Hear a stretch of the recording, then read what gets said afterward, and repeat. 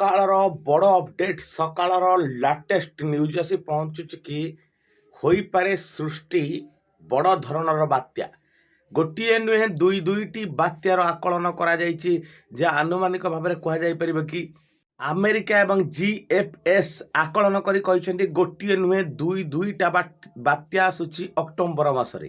ଏମାନଙ୍କ ମତରେ ଯଦିଓ ଚିତ୍ର ସ୍ପଷ୍ଟ ହୋଇନି, କିନ୍ତୁ ବିପଦକୁ କେବେ ବି ଆଡ଼େଇ ପାରିବା ନାହିଁ, କାହିଁକି ନା ଅକ୍ଟୋବର 21 ତାରିଖ ଦିନ ଦକ୍ଷିଣ ପୂର୍ବ ବଙ୍ଗୋପସାଗରରେ ସୃଷ୍ଟି ହୋଇପାରେ ଗୋଟେ ବଡ଼ ଧରଣର ଲଘୁଚାପ। ପଶ୍ଚିମ ଏବଂ ଉତ୍ତର ପଶ୍ଚିମ ଦିଗରେ ଗତି କରି ଏହା ଅବପାତର ରୂପ ନେବ, ଧୀରେ ଧୀରେ ଘନୀଭୂତ ହୋଇ ଏହା ଅବପାତରେ ପରିଣତ ହୋଇ ବାତ୍ୟା ସୃଷ୍ଟି ହେବ।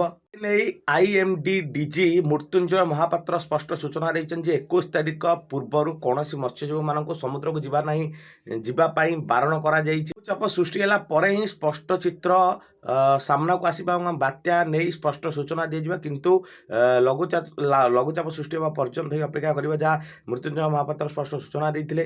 ଅକ୍ଟୋବର ମାସକୁ ଏଇଥିପାଇଁ ବାତ୍ୟା ଆଶଙ୍କା କୁହାଯାଉଛି, କାହିଁକି ନା ପଶ୍ଚିମ ବାୟୁର ଲେଉଟାଣି ମାସ ହେଉଛି ଅକ୍ଟୋବର, ସେଥିପାଇଁ ଅକ୍ଟୋବର ମାସକୁ ହିଁ ବାତ୍ୟାର ଆଶଙ୍କା ଦିଆଯାଉଛି ବୋଲି ଯାହା ପାଣିପାଗ ବିଭାଗର ସ୍ପଷ୍ଟ ସୂଚନା ଦିଆଯାଉଥିଲା।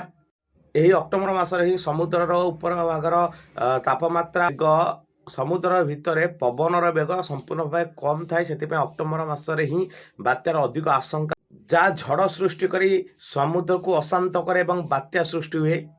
ପାଣିପାଗ ବିଜ୍ଞାନୀ ଶରତ ସାହୁ ହିଁ ସ୍ପଷ୍ଟ ସୂଚନା ଦେଇଥିଲେ, ଯଦିଓ ଚିତ୍ର ସ୍ପଷ୍ଟ ନାହିଁ, କିନ୍ତୁ ଅକ୍ଟୋବର ମାସରେ 22 ତାରିଖ ସୁଦ୍ଧା ଏକ ବାତ୍ୟା ହେବାର ସମ୍ଭାବନା ଅଛି ବୋଲି ଯେ ଆନୁମାନିକ ସୂଚନା ଦିଆଯାଇଛି।